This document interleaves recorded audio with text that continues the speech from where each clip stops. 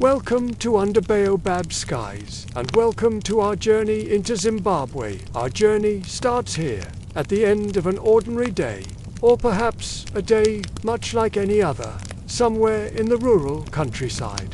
The sun dips toward the horizon, painting the sky in hues of amber and rose.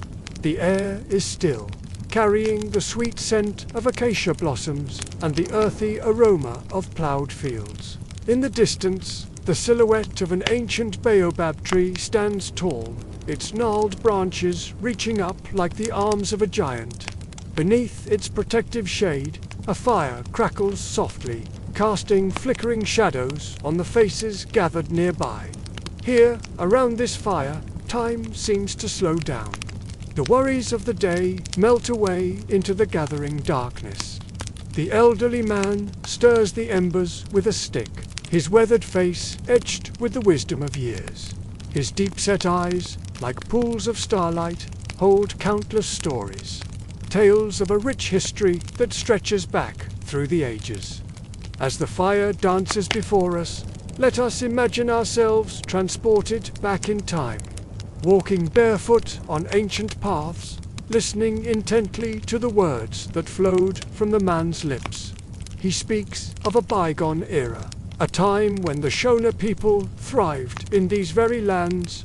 He tells of their customs, their beliefs, their lives, and as he speaks, the firelight dances in his eyes, bringing the past to life. With each passing moment, the stars begin their nightly vigil. One by one, they emerge, pricking the inky canvas of the night sky, just as they did thousands of years ago. The circle of faces around the fire grows attentive. There is something powerful about this gathering, a connection to the past, a sense of community and shared heritage. And then, as if guided by an unseen hand, the conversation turns. The man speaks now of a legendary place, a city of stone that captured the imagination of those who heard its tale. He describes towering structures that seem to pierce the heavens themselves, built not with mud and sticks, but with massive stones laid with such precision that they stand the test of time. He speaks of a grand civilization, a society that flourished in this very region, leaving behind a legacy that continues to inspire wonder and awe. His words paint a vivid picture of a thriving metropolis, a place where trade flourished and where the Shona people reached the zenith of their cultural achievements. The mention of gold, ivory, and exquisite craftsmanship transports us to a world of opulence and sophistication. The city, he says, was not just a seat of power, but a testament to the ingenuity and creativity of its builders. As the night deepens, the stories weave a tapestry of a glorious past. The faces around the fire are illuminated by the dancing flames, each person lost in their own thoughts, contemplating the wonders that were once their reality. And then, as if sensing our insatiable curiosity, the man reveals the name of this legendary city. With reverence in his voice, he utters a name that resonates with power and mystique, a name that echoes through the ages. And so our journey begins, guided by the wisdom of the elderly man and fueled by our burning curiosity. As the last embers glow in the fading firelight, we feel a renewed sense of purpose, a desire to explore, to understand, and to pay homage to the rich heritage that lies at the heart of Africa. Join me next time as we delve deeper into the mysteries of Great Zimbabwe, uncovering the secrets of a civilization that once called this place home. Until then, may the spirit of discovery guide you, and may the legends of Africa continue to inspire. Thank you for joining us on this episode of our series. If you enjoyed this introduction and are eager to embark on our journey through the heart of Great Zimbabwe, don't forget to subscribe. By subscribing, you'll be the first to know when new episodes are released, ensuring you don't miss any thrilling moments. Your support means everything to us, and we can't wait to take you on this unforgettable adventure. The grandeur of great Zimbabwe, the walls that rise, curve and weave like the coils of a serpent, did not appear by magic. They were shaped by hands, and not the hands of kings, but the calloused, blistered and aching hands of laborers. Let's go back in time before the tourists and the accolades. Back to when the sun beat down on bare arms and sweat mingled with dust. Back to the quarry at dawn. The air is cool, the mist hugging the granite outcrops. Men file in, carrying wooden wedges, stone hammers and baskets for hauling. The overseer's voice echoes against the stone, calling for the first strike of the day. Crack, crack, crack. The sound of hammer against granite repeats like a drumbeat. Steady, relentless. This is where it all began, where the backbone of great Zimbabwe was built, where ordinary men made extraordinary stone. Here, amidst towering termite mounds and clumps of yellow-flowering acacia, the raw material of empire was shaped. These men are our story today, the unnamed builders, the quarrymen of great Zimbabwe. As the sun climbs higher, the air grows thick, heavy. Each swing of the hammer, each grunt of effort, each bead of sweat tells the story of human endurance. The men are strong, their muscles corded and defined as they heft the massive granite blocks. With practiced ease, their movements are a testament to generations of knowledge passed down from father to son. But strength is not just physical here, it's mental too. A focus born of necessity, a patience honed by years of practice. As they work, their eyes are keen, always searching for the telltale signs of weakness in the rock face, always ready to adapt their technique based on the granite's mood. For stone, like any wild beast, can be unpredictable, can turn in the most unexpected ways. Under the scorching sun, the quarrymen dance, a ballet of sweat and grit. Their bodies glisten, a mosaic of black skin glistening under the harsh sunlight, their movements a rhythmic symphony of controlled chaos. The dance begins even before sunrise. The men, clad only in loincloths, their bodies oiled for endurance, move with a grace born of necessity. Their feet shuffle, their shoulders roll, their arms wind up in a silent orchestra of preparation. Each step is measured, each movement economical, conserving energy for the test of strength that lies ahead. Their tools, simple extensions of their will, lie ready. Stone hammers nestled in the crook of arms, sharp-edged wedges held like treasured weapons. Theirs is a dance of precision, of calculated risk and controlled power. Every swing of the hammer, every tap of the chisel is a testament to their mastery of their craft. But this dance is not without its perils. The granite, a stoic and unyielding partner, demands respect. The quarrymen, attuned to its moods, respond with reverence. A sudden shift in balance, a miscalculation of force, and a granite, like a vengeful spirit, can turn, sending shards of rock flying. Yet the show goes on. The quarrymen, their bodies adorned with scars, their hands calloused and scarred, are undeterred. They are one with the granite, its contours, its weaknesses, its potential. Their movements become one with the rhythm of the quarry, a seamless blend of human will and natural resistance.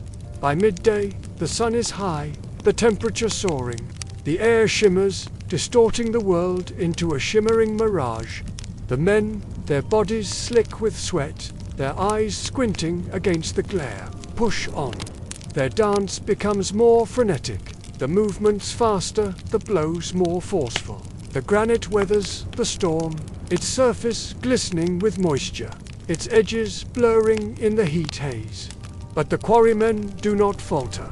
They are driven by an unseen force, a need, a desire, perhaps, to tame the wild heart of the mountain. By late afternoon, the dance reaches its crescendo. The men, their bodies heaving, their breaths coming in ragged gasps, strain every muscle, every sinew, every bone.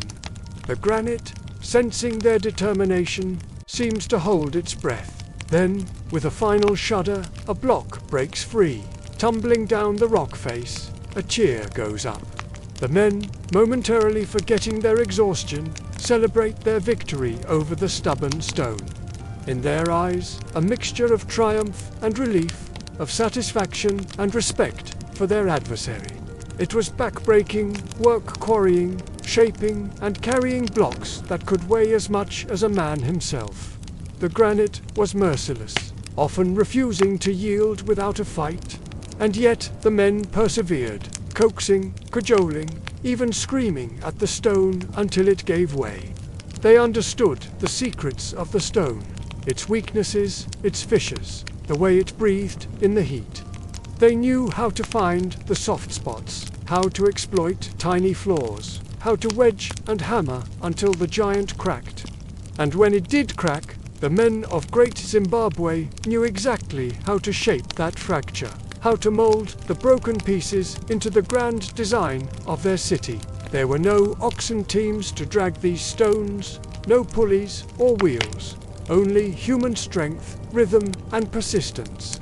The men worked in shifts, a relay of sweat and muscle.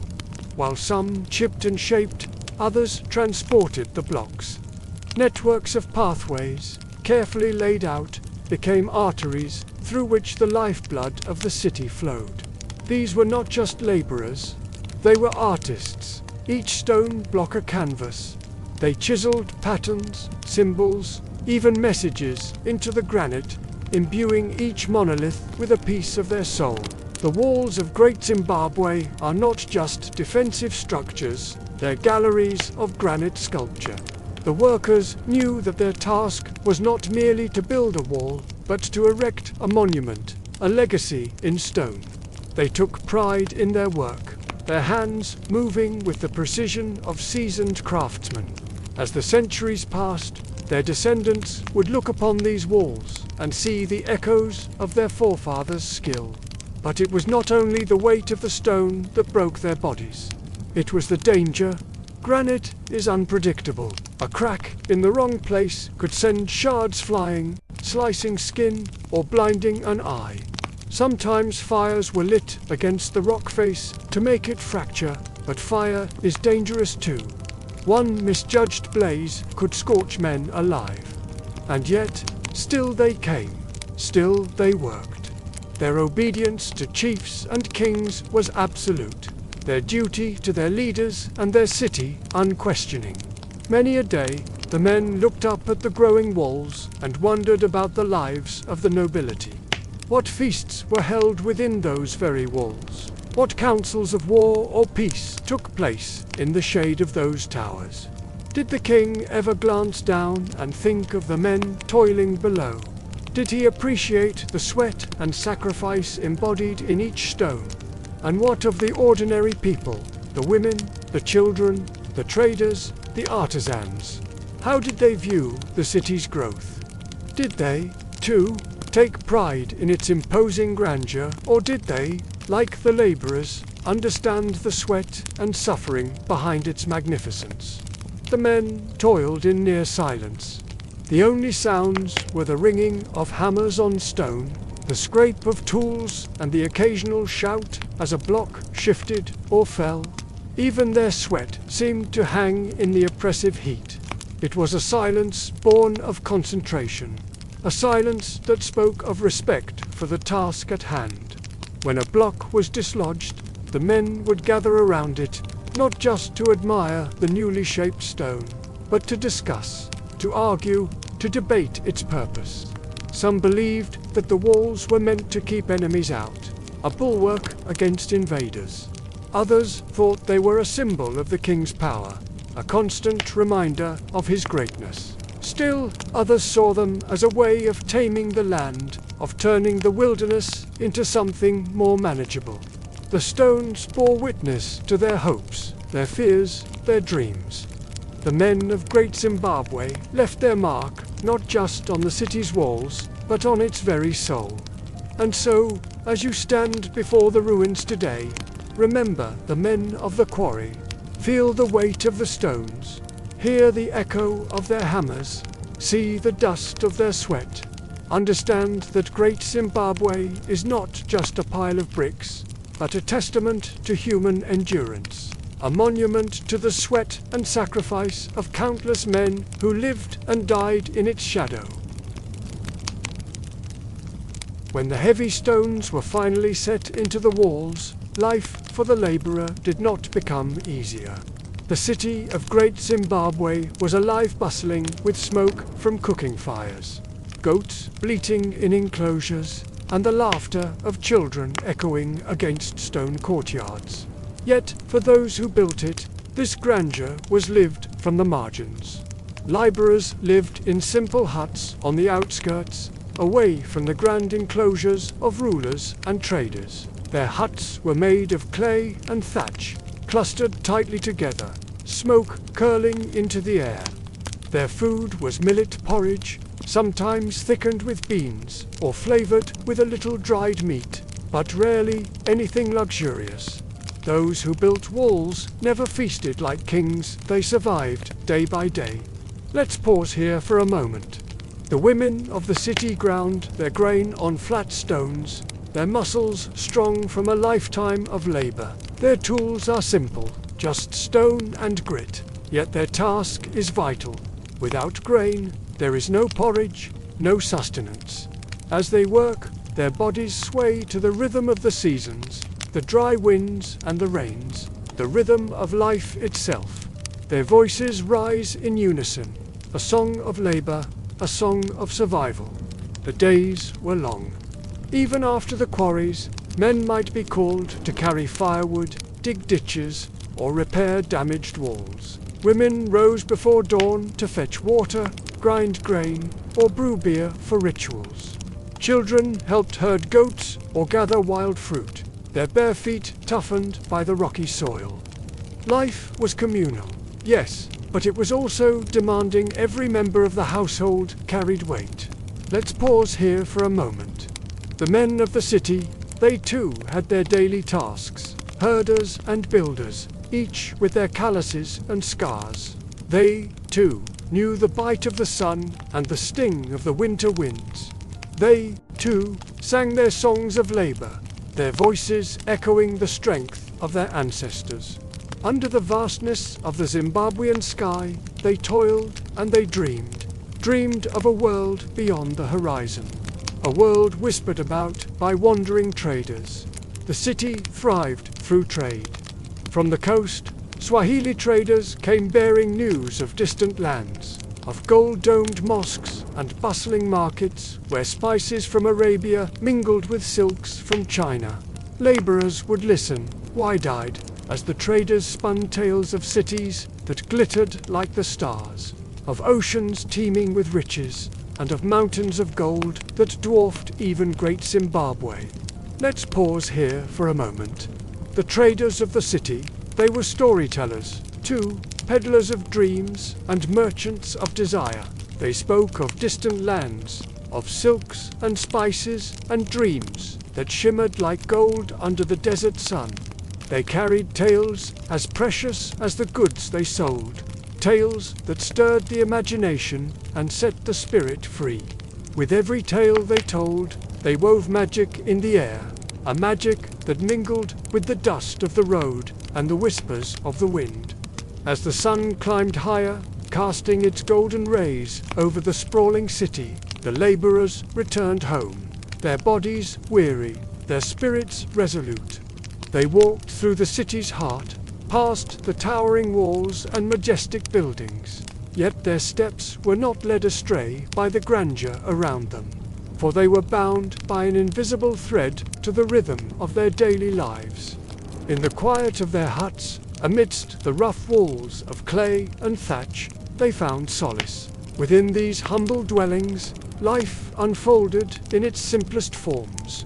Fires crackled, casting dancing shadows on the walls. Family members sat close, sharing stories, laughter, and the warmth of their bond. These moments of peace were their sanctuaries, shielding them from the demands of the day and offering a glimpse of joy in the midst of their arduous lives. let's pause here for a moment. Can you hear the laughter of children playing, the murmur of adults sharing stories, the gentle strum of a stringed instrument filling the air? Within these huts, life's melody played on. Amidst the simplicity, there was beauty. The aroma of cooking porridge filled the air, mingling with the scent of wood smoke and the sweet fragrance of blooming acacia. The taste of a simple meal shared was a celebration, a communion of flavors that nourished both body and soul. In this setting, under the watchful gaze of ancestral spirits, life was lived, loved, and cherished. Yet even in these moments of respite, the weight of their existence pressed upon them. The stones of great Zimbabwe, silent witnesses to their lives, stood as a constant reminder of their purpose. For within those massive structures lay the essence of their existence, shaped by the sweat of their brows and the sacrifices they made. The city was their identity, their destiny, and their connection to the eternal. Let's pause here for a moment.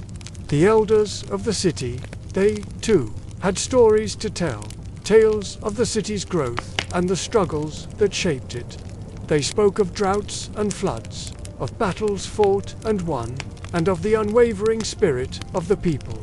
Their voices, weathered by time, echoed with wisdom, reminding the young of the city's enduring legacy and the importance of preserving it. As the sun dipped below the horizon, painting the sky in hues of gold and crimson, the laborers gathered once more in the fading light. They came together in a vast assembly, a sea of faces illuminated by flickering firelight. Amidst the crackling flames, they shared their joys and sorrows, their hopes and fears, creating a tapestry of emotions that bound them together. It was in these moments of communal unity that the true spirit of the city thrived, a testament to the resilience and camaraderie of its people. Their existence was not without awareness. They understood the purpose of their labor, the significance of their role in shaping the city's destiny. The walls they built were not just structures of stone, but symbols of unity, strength, and endurance. The very essence of Great Zimbabwe was interwoven with their lives, making it not just their dwelling place, but the canvas on which they painted their existence. And so the laborers of Great Zimbabwe lived their lives in the shadow of giants, their bodies toiling, their spirits soaring. Despite the hardships and challenges they faced, they found solace in their shared purpose, in the bonds of community, and in the knowledge that they were creating a legacy that would stand the test of time. As generations passed, the city continued to grow, its walls reaching new heights, its influence spreading far and wide, and the laborers, though long gone, remained an integral part of its story. Their names whispered on the wind, their spirits echoing in the ancient stones. Now, let's pause and reflect. What insights have you gained from the story of the laborers of Great Zimbabwe? How does it shape your perspective on history and society? Share your thoughts and join the conversation. Your voice matters. Also, we want to know which historical period or civilization you'd like us to explore next. Comment below with your suggestions. Together, let's keep the stories alive. In the last video, we heard about the Great Zimbabwe and how its construction began. But now, it's time to meet the people behind the stones. The weight of stone, the weight of survival for the men and women who lived as laborers. Survival was as relentless as the walls they built. Stone by day, hunger by night. There were seasons when the millet fields withered under the sun, when cattle sickened, and when hunger became sharper than chisels. In those times, even builders of kings' palaces felt their bones ache from emptiness. Disease was another shadow. The close huts, smoke-filled air, and shared water brought fevers and coughs that spread quickly. Some would wake to find a neighbor gone in the night, a hut emptied, a silence too loud for a bustling settlement. Life was fragile, and yet the walls kept rising. Danger did not only come from within. Rumors of raiders from rival chiefdoms or wild animals prowling at the edge of the fields kept laborers wary. To live at Great Zimbabwe was to live with both protection and threat. The stone walls promised safety, but they also marked a prize worth attacking. Guards watched, but the ordinary man or woman carried fear alongside their firewood. Let's pause here for a moment. Still, there was beauty even in hardship. At dawn, the mist sometimes rolled through the valleys, softening the stone walls into shadows. The sound of women pounding grain became a rhythm of resilience.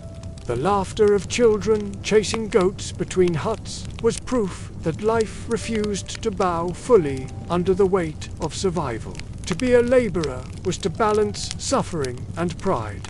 They knew the rulers lived differently, ate differently, dressed differently, but still, their own lives mattered, for without their sweat the walls would crumble. These men and women bore the weight of empire, not in crowns or ornaments, but in their scarred hands, tired backs, and quiet endurance. And so, as the fires dimmed at night, and the stars took their place, laborers whispered prayers to ancestors, not for wealth or greatness, but for another day, another chance to carry stone, to tend fields, to see children grow. Their survival was not carved in granite, but it was no less a foundation for the city that rose around them. Let's get started.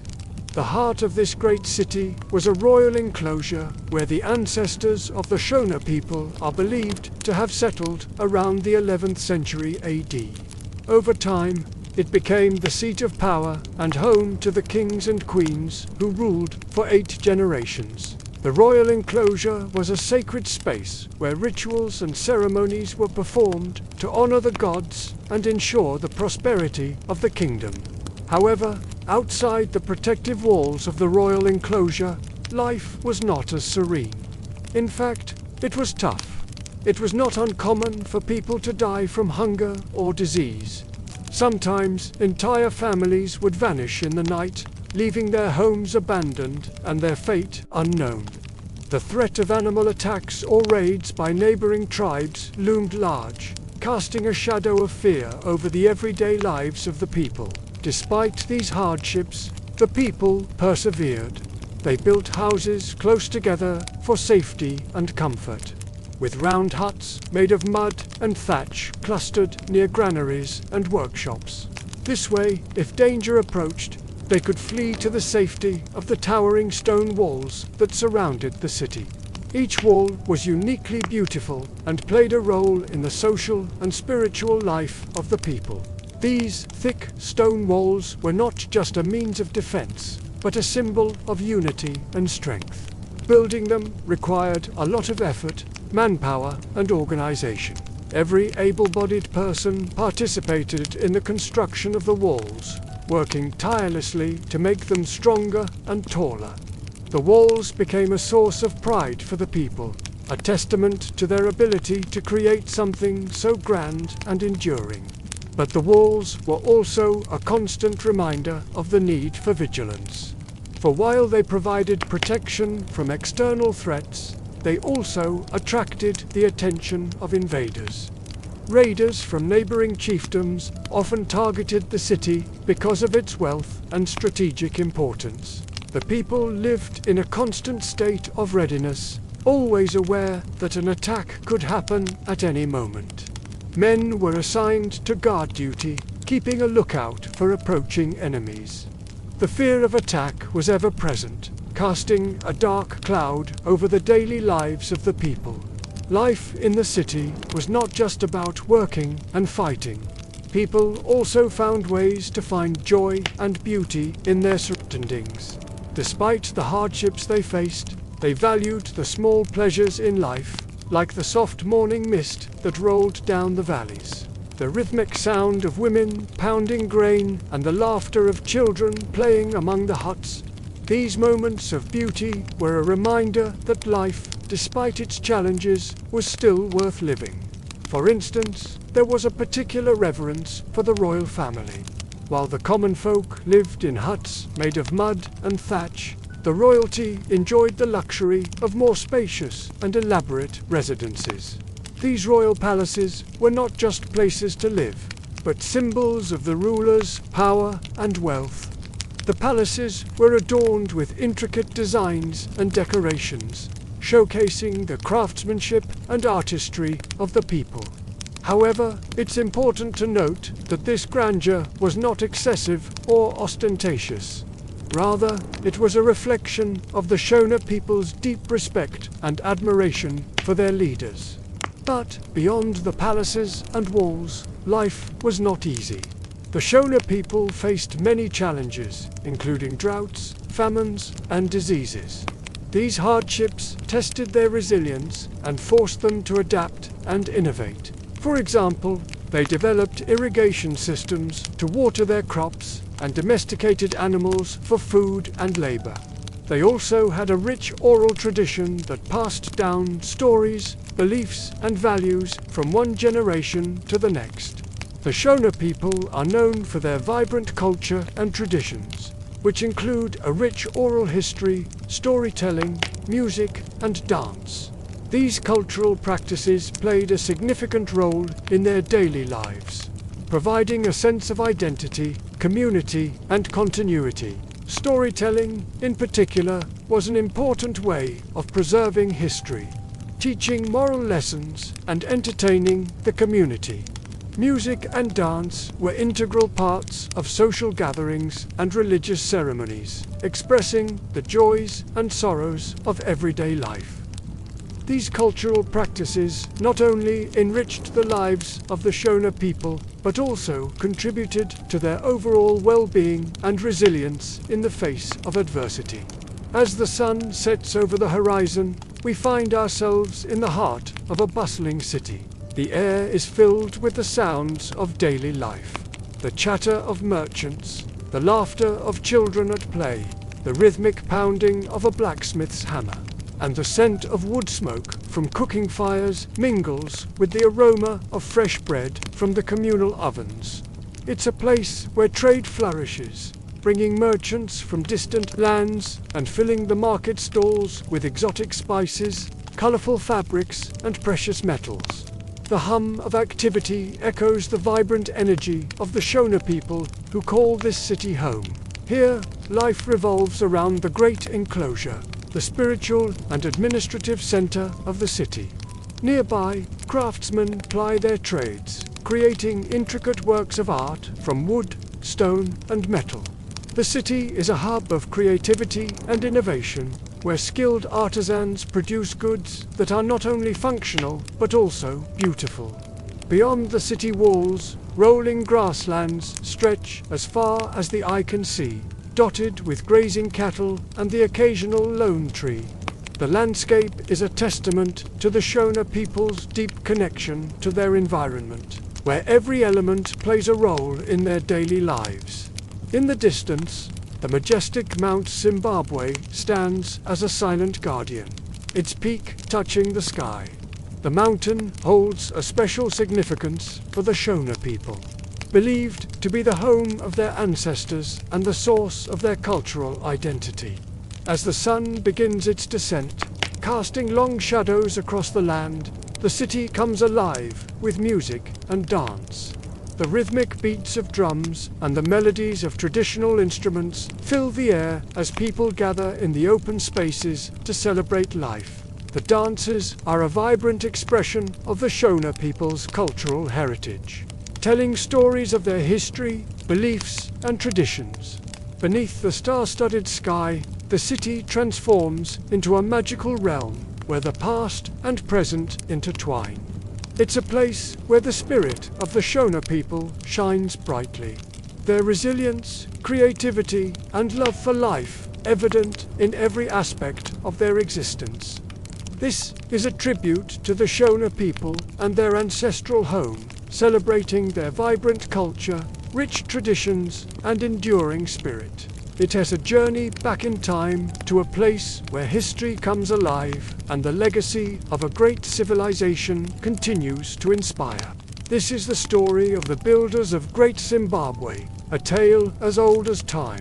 Or, if not quite that old, then definitely older than whatever it was that happened in your mum's basement last weekend.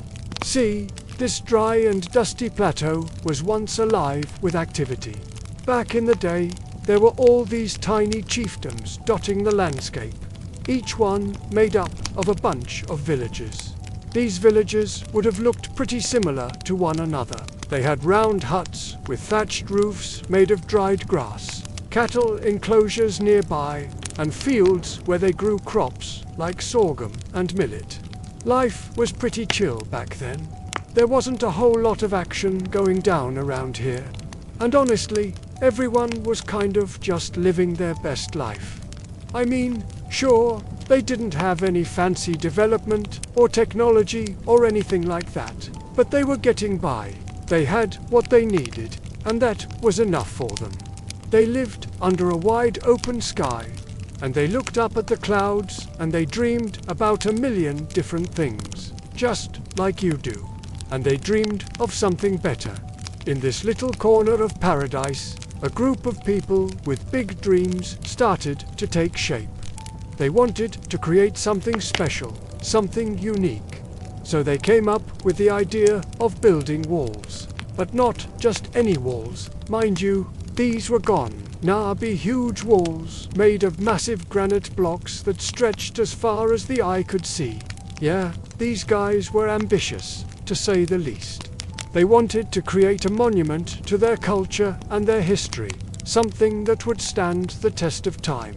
So they got to work, and they didn't stop until they had created something truly spectacular. But why? Why did they feel this burning desire to build these walls? What was it about their lives that made them want to spend all of their time and energy on such a monumental task? Well, let's take a step back and explore their world a bit. Back then, this part of the world was home to a bunch of small groups of people who were all loosely connected to each other. There were no big cities or countries around here. Everyone lived in small villages and traveled on foot. It was a tough way to live, but it was all they knew. But despite the hardships, these people had a rich culture and a strong sense of community. They had a deep connection to the land and to each other. They relied on each other for help and support, and they celebrated their successes together. These people also had a deep respect for nature. They saw the beauty in the world around them, and they wanted to preserve it. That's why they built their homes, using natural materials like stone and wood. They didn't want to disrupt the balance of the ecosystem by using concrete or steel. Despite their strong sense of community and their respect for nature, these people were not immune to conflict. From time to time, different groups would clash over resources or territory. There was no central authority to keep the peace, so it was every group for itself. But despite the violence, these people never gave up hope. They continued to strive for a better life. They dreamed of a world where everyone could live together in harmony, where there was no more conflict or violence. This dream of peace and harmony was what inspired them to build the walls. They wanted to create a place where everyone could feel safe and secure, a place where they could live free from the fear of violence. But they didn't just want to build a simple fence or a wall. They wanted to create something truly special, something that would symbolize their hope for the future. And so they turned to the most readily available and durable material, stone. They gathered huge blocks of granite and hauled them up one by one until they formed towering walls. These walls were not just a barrier against outside threats. They were a symbol of the people's strength and resilience. They were a testament to their ability to overcome adversity and create something beautiful from the chaos of war. Now, let's get back to the story. It all began when a young boy named Tokuzwa stumbled upon a strange rock formation in the hills near his village. It was a natural archway made of solid granite, and it seemed to beckon him closer. As he approached the arch, he felt a sense of peace and tranquility wash over him. It was unlike anything he had ever experienced before. From that day on, Takajua returned to the granite arch whenever he felt troubled or uncertain. He would sit beneath its protective embrace and find solace in its silent strength. As the years passed, word spread throughout the land of the mysterious granite arch and its healing powers. People from neighboring villages came to Tokajwa's hill to seek solace and guidance. And Tokajwa welcomed them all with open arms. One day, an elderly man named Baba Tembo approached Tokajwa and shared his vision. He believed that the granite arch was a sign of greatness, that their people were destined to become powerful and prosperous. He urged Tokuzwa to take action, to rally the people and build something truly special. At first, Tokajwa was hesitant.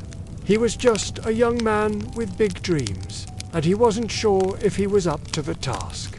But Baba Tembo's words echoed in his mind, and he couldn't shake the feeling that there was something more, something greater that he was supposed to do. So Tokajwa called a meeting of the village elders to discuss his vision.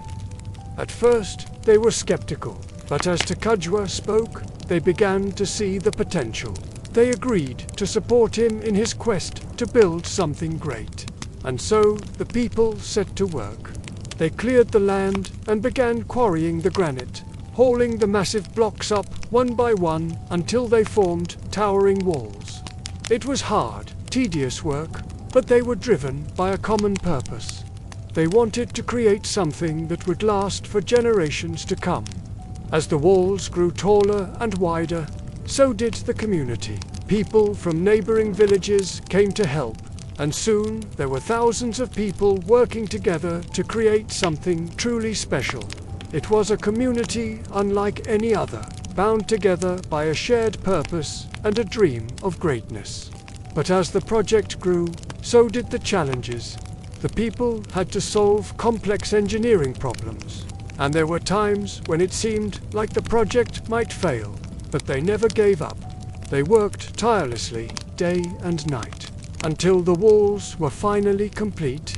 When the last stone was laid, the people stood back and admired their creation. They had built something truly spectacular, a testament to their hard work and dedication. It was a source of pride for the community, a symbol of their strength and unity. And so the people lived in peace and harmony within the walls, protected from the outside world and free to pursue their dreams. They had created a place where everyone could feel safe and secure, a place where they could live free from the fear of violence. They had built great Zimbabwe. Imagine waking up before sunrise to the sound of hammers ringing against metal. You step out of your hut and see a massive wall rising in the distance. It seems to touch the sky. Today, you will join the thousands who come to work on this wall, adding your own small stones to its immensity. Here, at the base of the wall, you find your place among many others, each with their task. Some pass stones to those who stack them higher and higher. Others mix mortar, transferring it in buckets from one workstation to another. From atop the wall, you can look out over rolling grasslands dotted with trees, dotted with the other walls that protect the city of Great Zimbabwe. To understand this place, though, you must live within its stone walls. Let's go back to when the walls were new. As they rose higher, they circled courtyards, pathways, and open spaces. But within those stones lived ordinary people, their lives woven into the grandeur. Picture yourself as one of them. It's a weekday. You wake before dawn, already knowing what needs to be done. Your hands, strong from years of labor, reach for the cooking pot hanging over the fire. Beside you, your partner stirs the millet porridge. It's thick, creamy texture, making it perfect for soaking up the day's hard work. Soon, the porridge will be ready, and with it, roasted meat from yesterday's hunt. There is no time to waste. You must leave if you want your family's goat to get a good drink at the communal watering hole before the midday heat drives everyone away. As you walk, you greet neighbors and friends. Some are headed to the fields, where maize and millet grow tall in neat rows. Others, like your son, head to the cattle enclosure to make sure the goats don't stray too far. Great Zimbabwe might seem like a place of endless ceremony, but for those who lived here, it was mostly just work, family, and survival. When you return home, you relax in the shade of your hut, built round like most of the others that dot the landscape. The most important thing is that there are enough of these small buildings to shelter all the families living within the enclosure. Not everyone has the privilege of living so close to the center of Great Zimbabwe. You know this because your family was assigned this spot, a reward for honest service to the ruler who lives in a grandeur compound near the hill. From his lofty residence, he can look out over the entire kingdom. His walls rise even higher than yours, protecting him from both intruders and the harsh savanna sun. Sound travels easily through this place. When the king drums to announce a gathering, you hear it even at your distant home. At sunset, after the adults have tended to the evening meal and put the children to bed, you sit outside your hut. In the distance, you can hear the rhythmic beat of drums from the royal compound. It's a sound unlike any other, carrying voices of ancestors on the wind. Not only do you trade goods with neighbors from far-off lands, but you welcome merchants who travel from afar to trade with your people. These men bring colorful beads from India, porcelain bowls from China, and cotton cloth from Persia. With these goods, you barter for everyday items like grain, animal hides, and the metal tools that help you farm the land. You also trade stories, and that exchange is perhaps the most valuable of all. From merchants, you learn about vast kingdoms across the sea, ruled by even greater kings than your own. They wear clothes of silk, not the rough cotton that keeps you cool in the heat, and dine on spices you've never tasted. Though you cannot imagine such luxury for yourself, you listen intently, for their tales expand your world. You, too, have something to offer, and soon you will show it to your youngest son. After he finishes milking the family goat, you take some beads from your stash, small, perfectly round objects made from shells gathered by fishermen from distant shores. Holding them in your hand, you tell your son how they once belonged to a merchant from a city on the coast where the sea meets the sky. He listened with wide eyes, imagining the ocean for the first time. Your husband returns from his work at the copper mine. He, too, wears jewelry, not beads, but a necklace of hammered copper. The metal shines like the midday sun, but he earned it. Working in the mines was hard and dangerous, yet he and others like him provided the copper that makes your own modest stone house more permanent. It took dozens of workers' weeks to quarry, shape, and fit each stone. The result is a house that will last generations, a marvel that brings pride to everyone who sees it. Yet there are times when even the sturdiest walls feel fragile. When you fear the worst for your son who leaves home before dawn and doesn't return until after dark. When the rains fall, the ground becomes sticky and hard to traverse. Your feet know the path to the well, though, and there you meet other women filling their clay pots. You think of the old men sitting by the acacia trees, passing their days in quiet conversation, their beards flowing like waterfalls. They have seen the changing seasons countless times and seem unconcerned by the weather. The young men, though, are nervous. Tonight is the night. They will perform the rainmaking ceremony. If the rains don't come soon, the crops will wither and your family will go hungry. While the men dance and chant, you tend to your cooking fire. The night air grows colder. The rhythmic pounding of feet quickens, and suddenly the clouds break. Cool water falls from the sky, a sweet relief from the dry season. You clap with the others, grateful for the life-giving rain. The next morning, the ground sparkles like polished metal.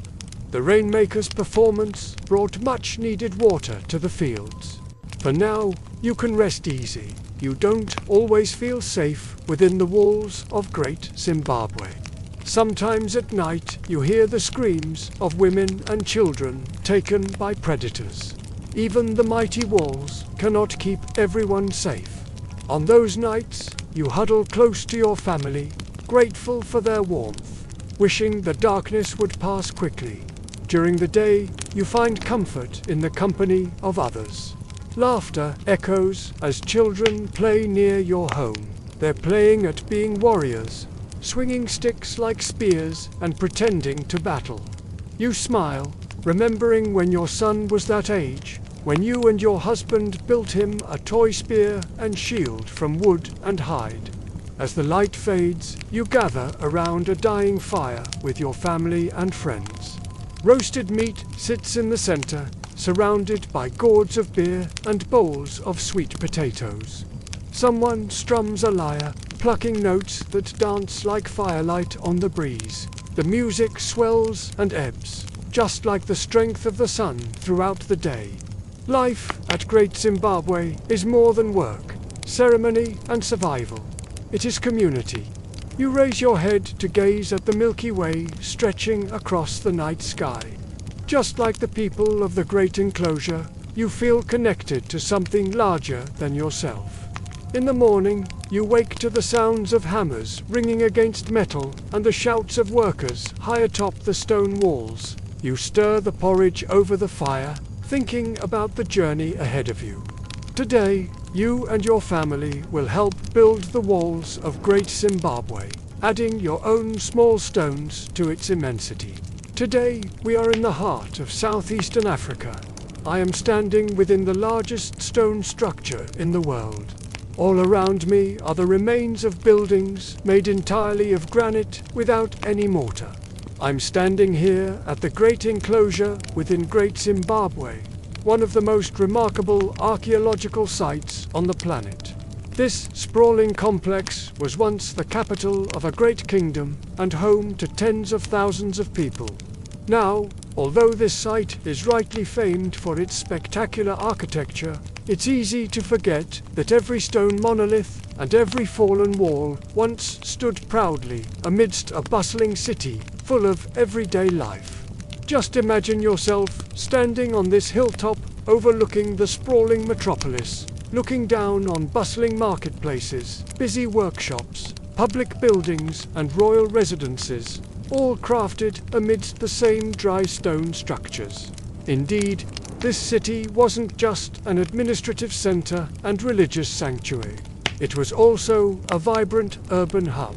But to really understand how this place functioned as a city, we must do more than marvel at its imposing ruins. We need to uncover the voices that built these stones and hear the stories they have to tell. So today, I want to invite you all to embark on a journey through time and discover what life was truly like in the heart of Great Zimbabwe. I will show you what daily life was like for the people who lived here, exploring their homes, workplaces, markets, and farms. Get ready to bring ancient Zimbabwe to life. Let's get started. As the sun rises over the horizon, bathing the great enclosure in warm morning light, we find ourselves at the center of the bustling metropolis. This is the Hill Complex, once home to the elite and royalty. Within its confines, we can almost hear the murmur of courtiers plotting political alliances and rivalries, the soft tread of servants carrying offerings for the royal court, and the hushed tones of priests engaged in sacred rituals. Our first stop takes us to the royal palace, a grand residence adorned with intricate carvings and boasting spacious chambers. Here, the king and his family would have lived in luxury, enjoying the finest fabrics, ornate jewelry, and sumptuous meals fit for royalty. The palace walls may be silent now, but they whisper tales of opulence and power to those who listen closely. As we continue our exploration, we stumble upon a treasure trove in the form of a granary. Its sturdy shelves, still intact, ready to bear the weight of countless baskets filled with grain. We can almost see the rhythmic sweep of winnowing baskets as women of the court diligently sort and store the day's harvest, ensuring the kingdom's food supply is secure. Nearby, we discover workshops where skilled artisans craft exquisite goods, their tools laid out neatly, as if the craftsmen themselves have just stepped away for a midday break. In these workshops, we imagine the rhythmic clang of hammers on metal, the worry of spinning wheels, and the murmur of artisans sharing stories as they ply their trade. Each object that leaves these workshops is not just a piece of craftsmanship, but a testament to the creativity and skill of Zimbabwe's talented artisans. But life in the hill complex wasn't just about luxury and craftsmanship. It was also a place of learning and governance. In a large communal building, priests would have taught local youths, passing down the kingdom's history, traditions, and spiritual beliefs. On the upper level of this building, we can picture an audience of nobles and advisors attentively listening to the priests impart their wisdom. Meanwhile, on the ground floor, scribes meticulously recorded important events and transactions, preserving the kingdom's history on durable tablets made of stone or wood. Their records, though long gone, would have provided invaluable insights into the inner workings of Great Zimbabwe. Stepping outside the hill complex and venturing into the valley below, we find ourselves in the bustling marketplace, the heart of economic activity in the city. Here, merchants from neighboring kingdoms come to trade their exotic wares, creating a vibrant atmosphere filled with the chatter of merchants, the laughter of vendors, and the calls of children at play. Stalls overflow with colorful textiles, fragrant spices, fresh produce, and handcrafted goods, making it a shopper's paradise. The energy is infectious, drawing us into a world of commerce and community. At the market's edge, we spot a group of traders unloading their wagons, their voices echoing across the square as they recount tales of their journeys to far-off lands. We can almost taste the exotic fruits from Safala, feel the luxurious fabrics from Kilwa, and smell the sweet incense brought from the Swahili coast. This melting pot of cultures and goods is a testament to the far reach of Zimbabwe's influence. As we move through the market, we encounter vendors proudly displaying their wares, from finely crafted jewelry to everyday household items. Each item tells a story of its creator's skill and the network of trade that brought it to this bustling marketplace. The market isn't just a place for buying and selling. It's a social hub where people connect, share stories, and build relationships. But life in Great Zimbabwe wasn't limited to the bustling city center. As we venture further, we discover distinct neighborhoods, each with its unique character and purpose. In one residential area, we find modest yet cozy homes, each carefully designed to maximize space and comfort. Narrow streets wind between houses, creating a labyrinth of intimate pathways where neighbors greet each other warmly. Children chase each other through the streets, their laughter echoing between the houses, while mothers gather outside their homes, sharing gossip and news of the day. These close-knit communities are the backbone of the city, where families thrive and a sense of belonging is paramount. Just beyond the residential district, we come across a neighborhood dedicated to agriculture. Here, neat rows of crops stretch as far as the eye can see, their leaves rustling gently in the breeze. Farmers tend to their fields, their movements efficient and practiced, ensuring the land yields bountiful harvests. The air is filled with the scent of freshly turned soil and the promise of a fruitful season. Irrigation channels snake through the fields, testament to the ingenuity of Zimbabwe's inhabitants who understood the importance of water management. We can almost hear the gurgling water as it nourishes the crops and brings life to the fields. But Great Zimbabwe wasn't just about work and trade. It was also a place for leisure and entertainment. In a designated recreation area, men play a thrilling game of their cheers echoing across the open space. Nearby, women engage in lively games of their laughter mingling with the rhythmic motion of the rhythmic thrum of drums, and the haunting melodies of stringed instruments fill the air as musicians perform for an audience of picnickers and onlookers. The mood is festive, a celebration of life and community. As dusk begins to fall, casting long shadows over the city, we find ourselves drawn to the hill complex once more. Here, atop the highest point in Great Zimbabwe, we can witness a breathtaking panorama of the city bathed in the golden hues of sunset.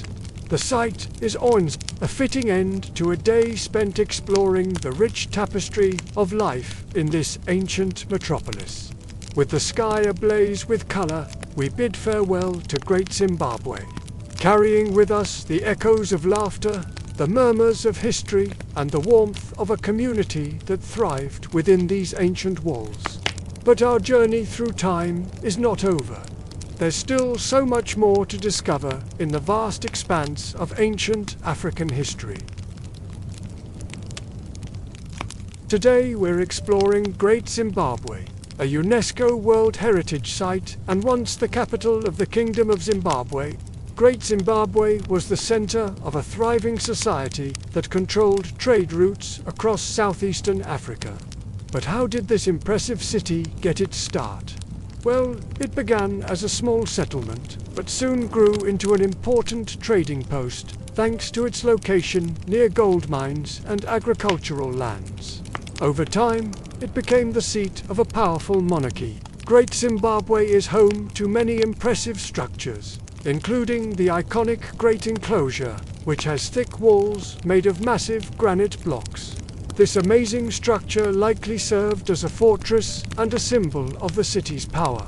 Inside the enclosure is the hill complex, which includes platforms for ritual ceremonies. The city also features numerous smaller buildings, as well as a natural amphitheater formed by a granite ridge. And while many of the city's buildings are now in ruins, archaeologists believe they once had thatched roofs, wooden pillars, and other features that made them more comfortable for daily life. The economy of Great Zimbabwe was based on agriculture, with crops such as millet, sorghum, and cowpeas providing food for the population. The kingdom also had a strong military, which allowed them to control trade routes and collect taxes from merchants. However, the city eventually fell into decline, likely due to a combination of factors, including environmental changes, overpopulation, and the rise of new trade centers. Today, all that remains are the crumbling walls and ruins of what once was a great metropolis. But luckily, there's plenty left behind for us to explore. So let's dive in. We begin our journey at the entrance to the Great Enclosure. Towering above us are the weathered yet imposing walls made of granite blocks weighing several tons. We enter the enclosure and find ourselves in a vast courtyard surrounded by residential and craft workshops. As we wander through the site, we come across a number of platform mounds, some of which contain evidence of ritual activity. One of the most impressive structures within the enclosure is the massive conical tower known as the Great Tower. Legend has it that this tower was built by the first king of Zimbabwe, King Solomon, but archaeologists believe it was actually constructed around the year 1450 CE, During the reign of King Changamiri, measuring 26 meters in height, the tower is thought to have been used for ceremonial purposes. As we continue our exploration, we come across a series of interconnected structures known as Themba Nembaya structures. These structures include platforms for ritual ceremonies, as well as the remains of houses and workshops. Themba Nembaya means royal residences in the local Shona language and was likely one of the most important areas within the city. Our next stop takes us to the hill complex, located on top of a nearby hill. The hill complex consists of a series of platforms and towers connected by stairs and walkways. Archaeologists believe that these structures were used for administrative and religious activities. From the hill complex, we can take in the panoramic views of the surrounding countryside and imagine the bustling city below us. The rolling hills and valleys stretch out as far as the eye can see, dotted with small villages and fields of crops. And as we explore further, we come across a number of smaller buildings, including the ruins of a large kitchen area, complete with a hearth and storage pits. These ruins provide us with a glimpse into everyday life in Great Zimbabwe, showing us that even the common folk had access to basic amenities like cooking facilities. In addition to the smaller structures, Great Zimbabwe is also home to a number of natural wonders. One of the most impressive is the granite ridge that forms a natural amphitheater on the eastern edge of the site. This amphitheater is thought to have been used for public gatherings and performances. And today, visitors can still sit within its embrace and enjoy the stunning views. But perhaps the most fascinating aspect of Great Zimbabwe is the rich history and culture that surrounds it. The kingdom that once thrived here was ruled by a dynasty of kings who claimed descent from the mythical ancestors. These rulers were known for their wealth and power, as well as their impressive architectural achievements. Despite its impressive size and grandeur, Great Zimbabwe was not immune to the challenges faced by other ancient cities. As the centuries passed, the kingdom's power began to wane and the city fell into disrepair. However, unlike many of its counterparts, the ruins of Great Zimbabwe have remained relatively untouched by modern development. This has allowed us to marvel at the city's impressive architecture and learn more about the fascinating history of the Kingdom of Zimbabwe. And while we've explored some of the most prominent structures and sites within the city walls, there's still plenty more to discover. We encourage you to visit and explore the lesser-known areas of Great Zimbabwe for yourself. Here, hidden away from the crowds, you can truly appreciate the scale and magnificence of this ancient city. You might stumble upon a crumbling wall adorned with intricate carvings, or uncover the remnants of a bustling marketplace filled with merchants and traders. Or perhaps you'll simply get lost in the maze-like alleyways, feeling the weight of history all around you. Whatever you discover, know that you're re-stepping in the footsteps of an ancient people whose ingenuity and creativity once brought this city to life. Don't forget to bring your camera to capture the breathtaking views and the sense of wonder that only these ruins can inspire. As you explore the winding paths and overgrown ruins, take a moment to imagine what life was like in Great Zimbabwe at its peak. Envision the vibrant marketplace teeming with goods and people from across the region. Picture the sound of blacksmiths working at their trade, the smell of spices and incense filling the air. Let your imagination run wild as you explore the crumbling remains of what was once a great metropolis. When you return home, we encourage you to share your experiences with others and spread the word about the wonders of Great Zimbabwe. Who knows? Maybe you'll inspire someone else to embark on their own adventure and discover the magic of this ancient city for themselves. Now, it is time for you to step back in time and experience the wonders of Great Zimbabwe for yourself. Lose yourself in the ruins and let your imagination soar as you uncover the secrets of this ancient city.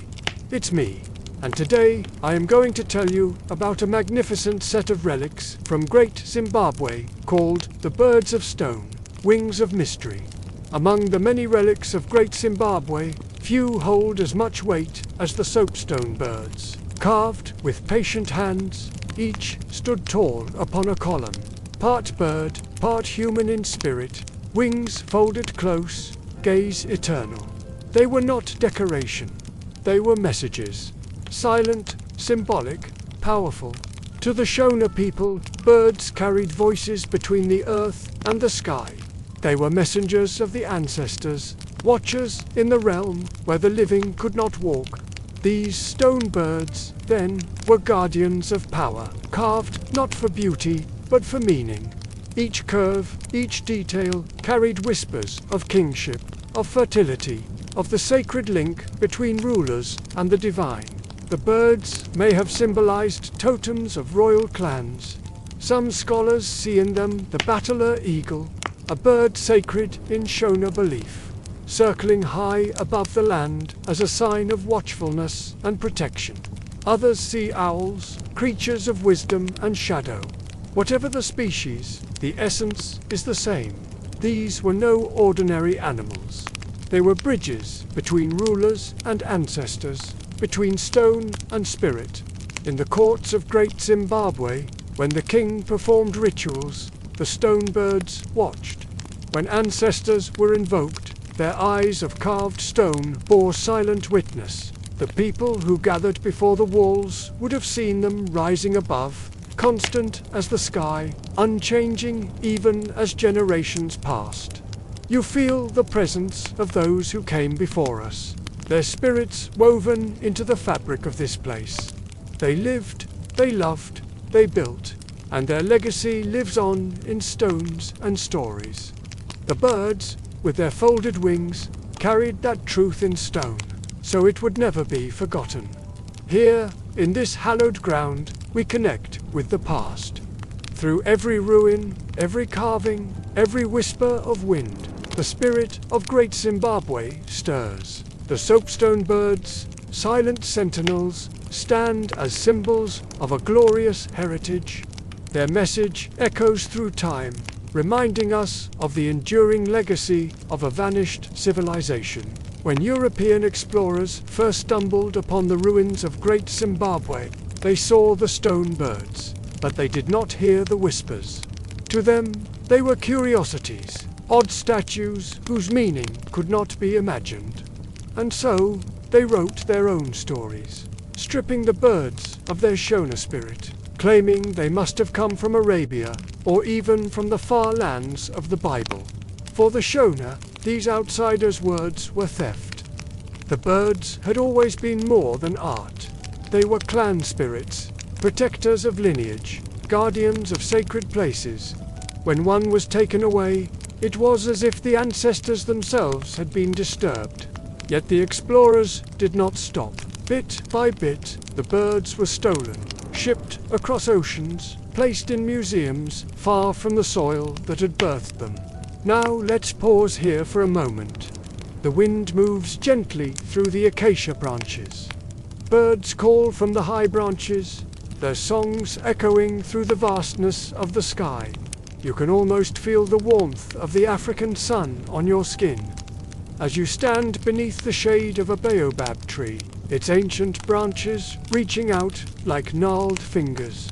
Around you, the vibrant colors of a bustling marketplace unfold.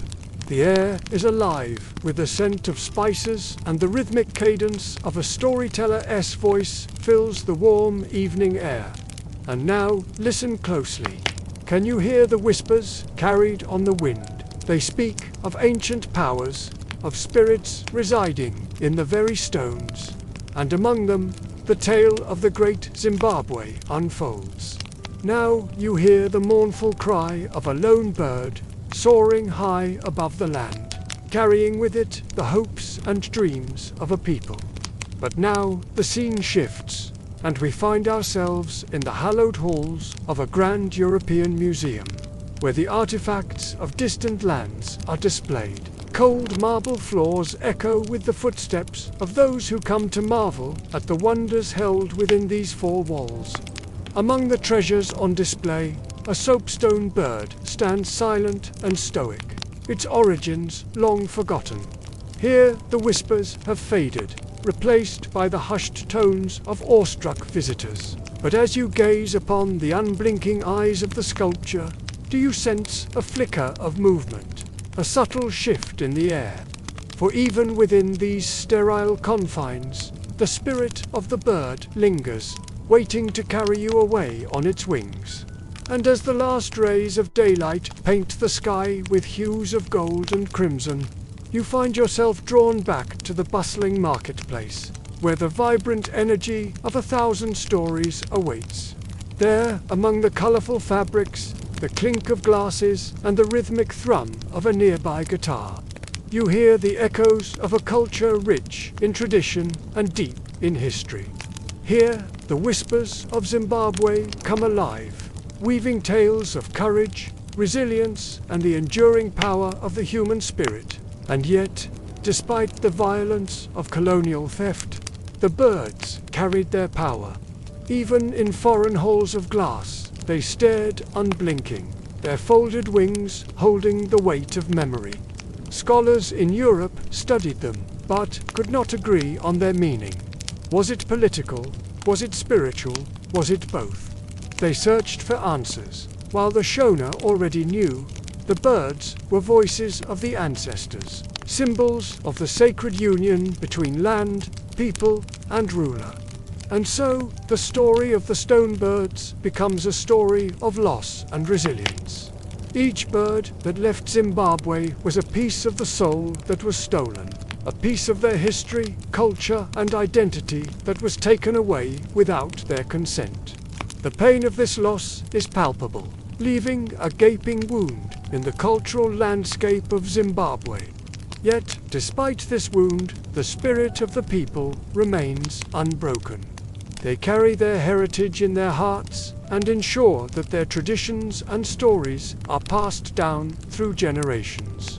The hope for the return of the stone birds remains alive, a beacon of hope that one day their stolen pieces will be returned and the circle of their history will be complete. This story touches upon themes of cultural appropriation, colonialism, and the struggle for identity. It serves as a reminder of the importance of respecting cultural boundaries and the need to acknowledge the impact of colonialism on African communities. The story encourages us to listen to the voices of indigenous cultures and to appreciate their rich history and traditions. It also highlights the significance of preserving cultural heritage and the importance of giving voice to those who have been silenced. Through storytelling, we can honor the resilience of African communities and their ongoing fight for cultural recognition and empowerment. By sharing these stories, we can raise awareness about the struggles faced by indigenous cultures and promote empathy and understanding. We can also support initiatives that promote cultural exchange and collaboration and work towards a more inclusive and equitable world. The sun begins its slow descent, casting long shadows across the land. The air grows cooler, inviting weary travelers to seek solace in the gathering dusk. As the sky transforms into a canvas of vibrant colors, the whispers of ancient stories come alive, carrying tales of bravery, wisdom, and the enduring strength of the human spirit. Decades passed. The ruins of great Zimbabwe stood under sun and storm, their stone walls watching quietly as the world changed. The birds, far away in glass cases, were studied, catalogued, admired, but never understood, for they belonged not to the silence of foreign halls, but to the voices of the land from which they had been taken. In time, the voices grew louder. Zimbabweans began to demand what was theirs. Scholars, elders, and young activists alike raised their voices. Returned the birds. Slowly, one by one, a few found their way back. Some were returned by governments, others through quiet negotiations, and still others remain abroad. But those that came home were met with ceremony, with song, with tears. It was as if ancestors had walked back across oceans. In 1997, when a British collector handed over a soapstone bird to President Mugabe, he said this: "I have brought him home." Home. The word resonates, doesn't it? It speaks of belonging, of a connection so deep that it transcends physical distance. Can you imagine the emotions that must have surged through the crowd that day? The pride, the joy, perhaps even a hint of disbelief that their turn, toiling for years, had finally come full circle. But let's take a step back, shall we? Let's try to truly grasp the magnitude of what we're witnessing here. A piece of Zimbabwean history has just been reclaimed after decades of separation. But the story doesn't end there. No, my friends, this moment is like a ripple in a pond, sending out circles of meaning that touch upon deeper truths about our shared human experience. Think about it. Here we are on this ancient site, the heartland of a civilization that flourished before the medieval era. And in our hands, we hold these incredible pieces of art, these soapstone birds, each one a silent witness to a bygone era. These birds, they weren't just crafted as mere decorations, were they? No, they embodied a connection to the spiritual realm. They were talismans that brought good fortune, protectors that safeguarded the homes and families to which they belonged. They were symbols of power and wisdom, each curve and contour whispering tales of a rich cultural heritage. Now, picture this. These treasures were seized, stolen from this very place, from the shores of Africa, and transported across vast oceans to adorn the shelves of museums in distant lands. Can you fathom the pain of separation, the anguish of a community torn from its roots? How did it feel, I wonder, for those who lost these precious artifacts, to walk through life knowing that pieces of their soul were scattered across the globe, silent witnesses to a painful past? But today, something remarkable is happening. We are witnessing a homecoming, a reunion of sorts. As these artifacts return, I invite you to close your eyes for a moment and imagine the scene. The air is thick with anticipation, the weight of history pressing down upon them. As the artifact is unveiled, a gasp ripples through the crowd. It is as though time itself stands still, allowing this moment to sink in. This bird is not merely an object, is it? No, it's a vessel of memories, a tangible link to their cultural heritage. It speaks of ancestors who toiled with skilled hands, of traditions passed down through generations, of beliefs that shaped a society. It embodies the essence of a people, their struggles, their triumphs, and their enduring spirit. The return of these birds is more than a symbolic gesture, isn't it? It is a testament to the resilience of the human spirit, a celebration of cultural diversity, and a reminder of the importance of preserving our shared heritage. It challenges us to confront the uncomfortable truths of our past, the injustices, the disparities, and the lasting impact of colonialism. So tell me, my friend, how does this story make you feel? Does it stir within you a sense of hope for the restoration of cultural heritage? Perhaps it brings back memories of your own journey of self-discovery and the significance of preserving one's roots. Or maybe it makes you reflect on the power of storytelling and the importance of giving voice to those whose narratives have been silenced. In this moment of reflection, I want to draw your attention to the beauty that surrounds us. Look around you. What do you see? Do you see not just a museum exhibit or a historical site, but a living, breathing testament to the human spirit? Can you hear the echoes of laughter and conversation from centuries past? Can you feel the energy of the people who once walked these paths? Here we are amidst the remnants of a glorious past, and yet we are also part of the present, aren't we? Our thoughts, our emotions, and our connections all contribute to the richness of this experience. And as we stand here together, I invite you to embrace the power of this shared moment. It is not merely about bricks and mortar, is it? No, it is about the stories these stones whisper, the dreams they hold within their ancient walls. It is about the resilience of the people who built these structures, who nurtured vibrant communities and created works of art that continue to inspire all. As you explore these magnificent ruins, let your imagination soar. Picture the bustling city life that once thrived here, the vibrant markets, the lively gatherings, and the intricate social interactions that shaped this urban landscape. Imagine the ingenuity and creativity that went into every structure, every piece of artwork, and every aspect of daily life. And as you wander through these hallowed halls, let your thoughts drift to the people who walked these paths before you. Can you hear the rhythm of their footsteps echoing through the ages? Can you sense their hopes and aspirations, their joys and sorrows? By doing so, you become a part of a continuous narrative, connecting the past, the present, and the future in a tapestry of shared humanity. Take a moment to appreciate the craftsmanship, the symmetry, and the sheer brilliance of these architectural marvels. Marvel at the precision with which the stones were cut and fitted together, creating structures that have stood the test of time. Let yourself be captivated by the grandeur of these spaces and the sense of community they fostered.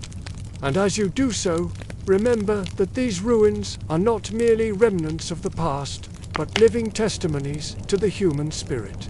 They are a source of inspiration, reminding us of what can be achieved through collaboration, innovation, and a deep connection to one's environment. Moreover, these magnificent ruins serve as a potent reminder of the fragility of human endeavors. As you contemplate the passage of time and the forces that have shaped these ruins, let your thoughts turn to preservation and conservation. Reflect on the importance of protecting cultural heritage for future generations. Consider the role you can play in ensuring that these treasures of the past continue to enrich our world. And let us not forget the profound impact these sites have on the local communities. As you engage with the people who call these places their home, ask questions, listen to their stories, and learn from their perspectives. Recognize the importance of preserving cultural diversity and supporting initiatives that promote sustainable tourism. These ancient ruins are more than just historical sites. They are living, breathing entities that connect us to our shared human story. As you continue your exploration, let your curiosity guide you, your compassion lead you, and your respect for cultural heritage inspire you. Remember that you are not just a tourist, but a traveler on a journey of discovery. Embrace the magic of these places, the whispers of history, and the warmth of human connection. And may your experience here leave you forever changed, inspired and eager to share the wonders you have witnessed with the world. So life inside the royal enclosure. Now, the royal enclosure was the beating heart of Great Zimbabwe. It was where the king and his elite courtiers lived, and where the business of running the empire was conducted.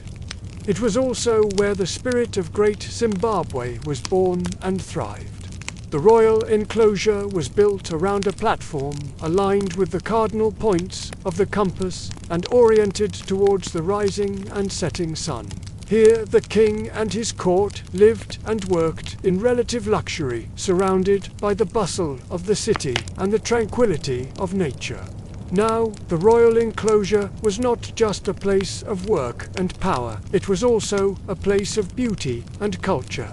The king's palace was adorned with exquisite craftsmanship, including delicate stone walls, intricate carvings, and stunning views of the surrounding landscape. The royal courtyard was the center of activity with a variety of buildings and structures that served different functions. In the center of the courtyard was the king's hut, which was larger and more ornate than the other huts in the enclosure. It was where the king received visitors, held court, and made important decisions. Around the king's hut were the huts of the queen and other members of the royal family. The huts were made of wood and thatch and had courtyards of their own. They were connected by a series of paths and stairs that allowed for easy movement throughout the enclosure. Now, the royal enclosure was also home to a number of other structures, including granaries, workshops, shrines, and cattle buyers. The granaries were used to store food for the royal family and the city's inhabitants. They were built over permanent stone platforms and were accessible via ladders. The workshops were where goods were produced for the royal court, such as iron tools, pottery, textiles, and jewelry. The shrines were places of worship and sacrifice where the people of Great Zimbabwe practiced their religion. They were often decorated with carvings and other works of art. The cattle buyers were used to house the large numbers of cattle that were kept in the city. They were made of wood and thatch and could accommodate hundreds of animals. But life in the royal enclosure was not just about work and material possessions. It was also about status and power. The people who lived in the enclosure enjoyed a higher status than those who lived outside, and there was a clear hierarchy among the residents. The king was at the top of the social order, followed by his family and close advisors. Below them were the elite members of society, such as priests, merchants, and warriors. And at the bottom were the servants and laborers. The king's power was not just based on his wealth or his status, but also on his ability to maintain order and stability in the city. He was responsible for protecting the city from invaders and for ensuring that the people had enough to eat. He was also responsible for maintaining the spiritual well-being of the city, which was seen as crucial to its prosperity. To maintain control, the king relied on a complex system of laws and punishments. The law code was unwritten but well understood by the people of the city. It covered a wide range of topics, including theft, assault, adultery, and disrespect to authority. Punishments for breaking the law varied depending on the severity of the crime, but could include fines, imprisonment, or even execution. But despite the rigid hierarchy and strict laws, life in the royal enclosure was not without its pleasures. The residents had access to the finest goods and services that the city had to offer, including food, clothing, entertainment, and skilled artisans. They also had the opportunity to participate in religious ceremonies and festivals that celebrated the city's culture and history. In fact, the royal enclosure was not just a place of work and power, it was also a place of beauty and culture. The king's palace was adorned with exquisite craftsmanship, including delicate stone walls, intricate carvings, and stunning views of the surrounding landscape. The royal courtyard was the center of activity, with a variety of buildings and structures that served different functions. The royal enclosure was also home to a number of other structures, including granaries, workshops, shrines, and cattle buyers. The granaries were used to store food for the royal family and the city's inhabitants. They were built over permanent stone platforms and were accessible via ladders. The workshops were where goods were produced for the royal court, such as iron tools, pottery, textiles, and jewelry. The shrines were places of worship and sacrifice where the people of Great Zimbabwe practiced their religion. They were often decorated with carvings and other works of art. The cattle buyers were used to house the large numbers of cattle that were kept in the city. They were made of wood and thatch and could accommodate hundreds of animals. Life in the royal enclosure was not just about work and material possessions. It was also about status and power. The people who lived in the enclosure enjoyed a higher status than those who lived outside, and there was a clear hierarchy among the residents. The king was at the top of the social order, followed by his family and close advisors. Below them were the elite members of society, such as priests, merchants, and warriors. And at the bottom were the servants and laborers. The king's power was not just based on his wealth or his status, but also on his ability to maintain order and stability in the city. He was responsible for protecting the city from invaders and for ensuring that the people had enough to eat. He was also responsible for maintaining the spiritual well-being of the city, which was seen as crucial to its prosperity. To maintain control, the king relied on a complex system of laws and punishments. The law code was unwritten but well understood by the people of the city. It covered a wide range of topics, including theft, assault, adultery, and disrespect to authority. Punishments for breaking the law varied depending on the severity of the crime, but could include fines, imprisonment, or even execution. But despite the rigid hierarchy and strict laws, life in the royal enclosure was not without its pleasures.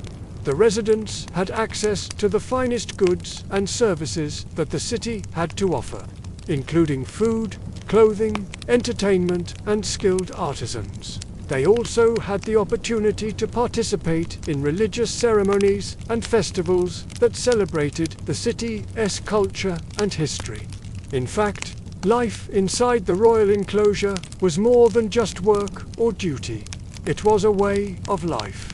Those who lived there were dedicated to serving the king and the city, and they took pride in their role. They were part of something bigger than themselves, and they knew that their work was essential to the prosperity of Great Zimbabwe. They were proud to be part of the royal court and to have the opportunity to live in one of the most magnificent cities in the world. Even within the grandeur of the royal enclosure, life was not free from struggle. The kingdom's strength was tied to the rains, and when the skies withheld their gift, even the king's walls of stone could not protect against hunger. Drought struck like a slow, creeping shadow. Cattle weakened. Grain stores shrank. The air turned dry and harsh, and whispers grew heavier in the courtyards. Had the spirits turned away? Was the king losing favor with the ancestors?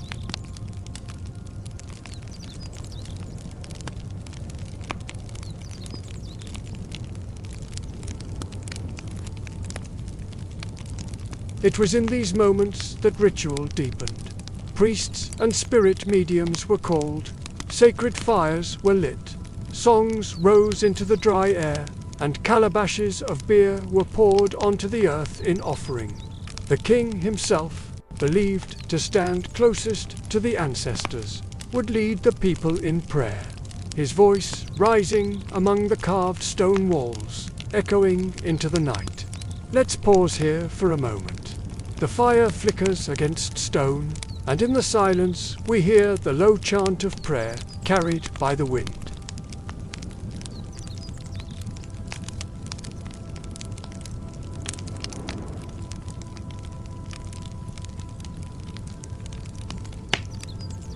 But prayers alone could not fill stomachs. The royal household adapted. Trade routes stretched even further, pulling in food from neighboring lands, sometimes at great cost. Cattle, the measure of wealth and survival, were guarded with fierce care. Families inside and outside the walls alike turned to roots, wild fruits, and stored reserves, stretching every measure of grain. These trials did not only test the body, they tested loyalty.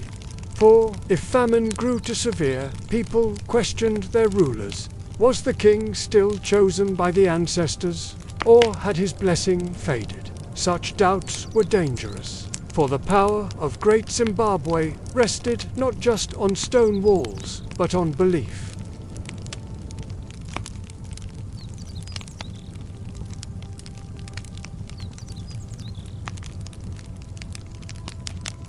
And so, each drought was both a physical trial and a spiritual reckoning. Survival meant balancing between the resilience of the land and the unseen favor of the ancestors, both equally vital in keeping the kingdom alive.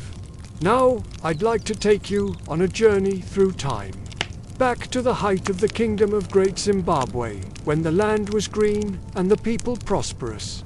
Our story begins with the king, whose lineage can be traced back to mythical origins.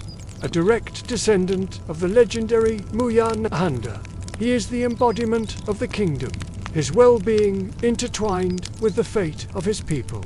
As the ruler of Great Zimbabwe, he is revered as a living god, a link between the ordinary world and the realm of the ancestors.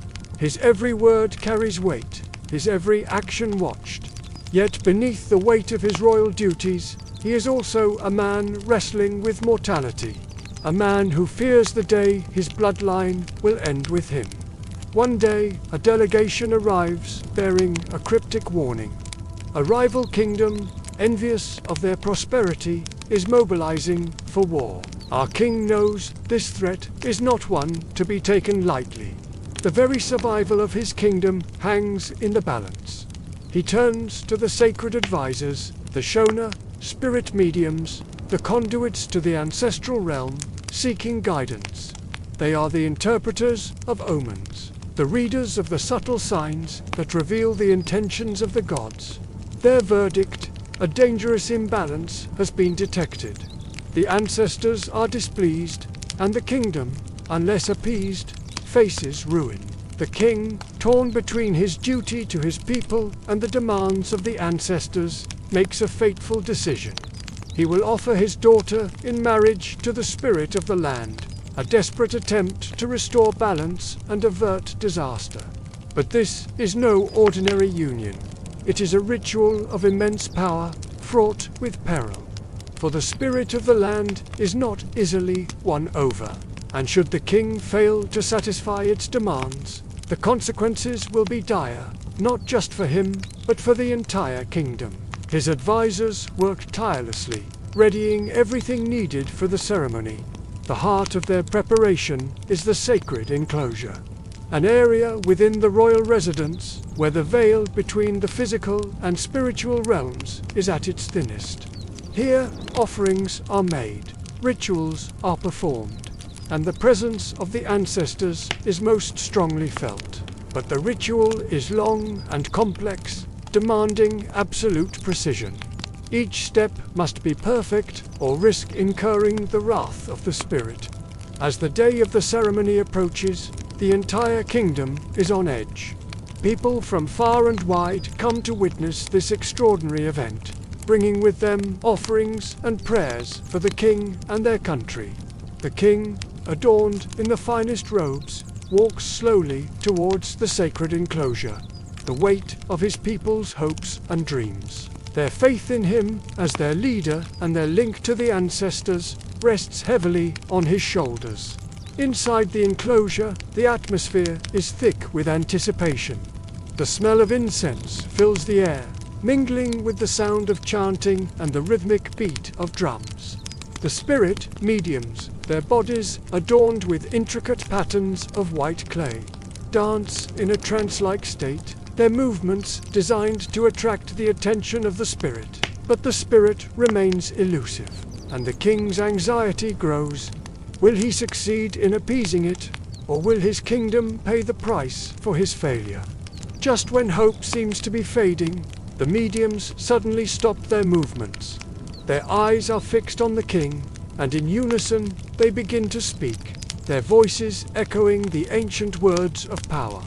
They call upon the ancestors, invoking their names and recounting their deeds, reminding them of their duty to protect the kingdom and its people. Slowly, the spirit begins to stir. It manifests itself through one of the mediums, taking on the persona of a powerful ancestral figure, with a voice that echoes with authority. The spirit speaks, outlining the challenges the kingdom faces and the actions needed to restore balance.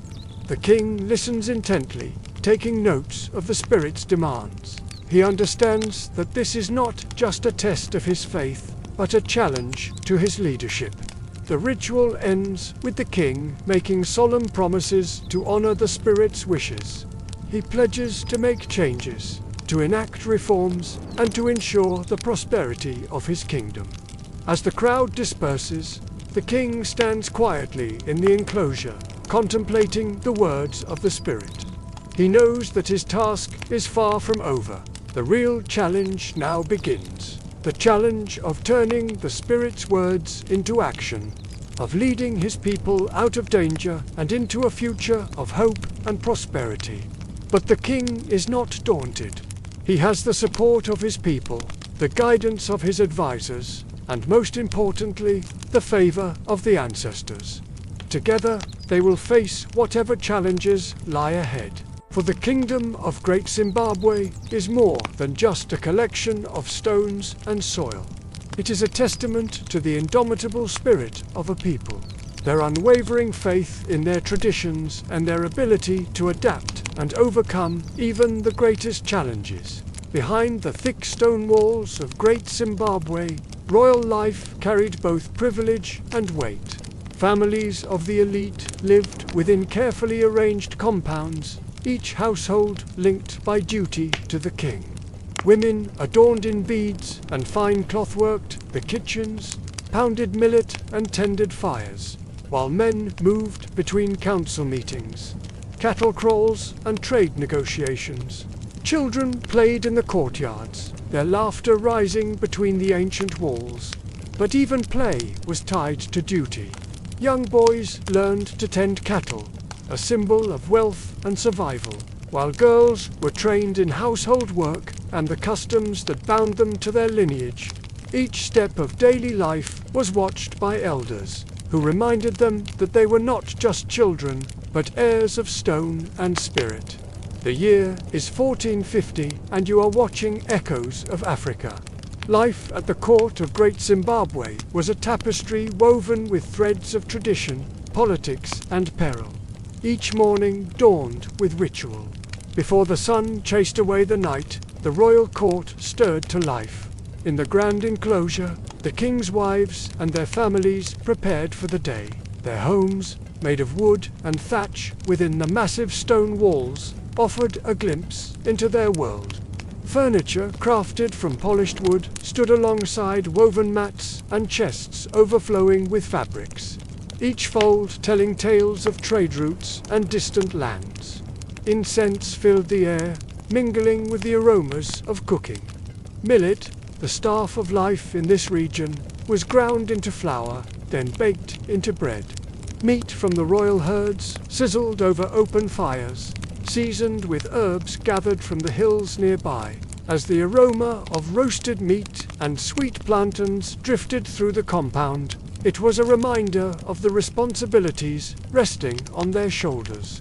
It wasn't just about eating, it was about sustaining energy for a day filled with duties. For the men, the rising sun meant tending to the royal cattle. Herds numbering in the thousands were a sign of wealth and survival. Each beast represented not just protein, but security for the future.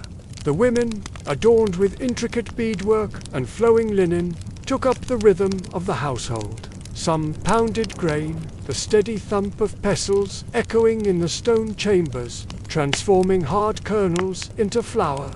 Others stoked the fires that fueled the kitchens, ensuring the flames never flickered and died.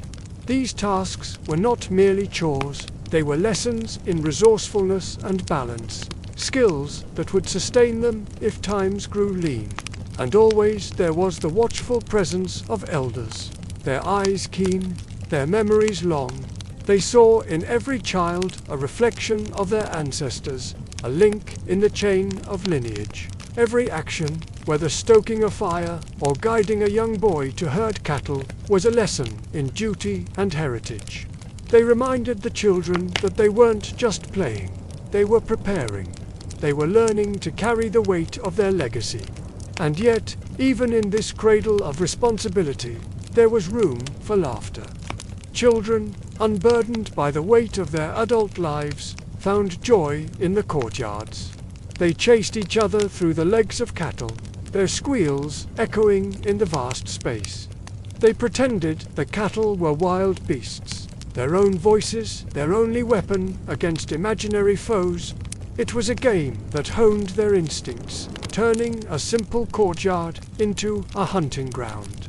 But as the sun climbed higher and the heat shimmered on the stone walls, the mood shifted. There were visitors at the court, their arrival heralded by a fanfare of trumpets. As they entered the royal presence, their faces painted in ceremonial patterns. They brought with them news from distant lands. Some were traders, their wares piled high on their heads, fabrics from the east, ivory from the north, and gold from the south. Others were messengers bearing messages from neighboring chiefs, their words carrying the weight of diplomacy and sometimes deceit. The king, adorned in regalia, his head crowned with feathers and ornaments, received them all with measured grace. His gaze, sharp and calculating, missed nothing. He listened intently, asking pointed questions, his hands resting on the hilt of his sword, a constant reminder of the fragility of peace. The women of the court watched these encounters with keen interest. They understood the delicate balance on which their world rested. A good harvest meant prosperity. A visiting chief bearing tribute meant expansion of their influence. Skilled traders meant wealth.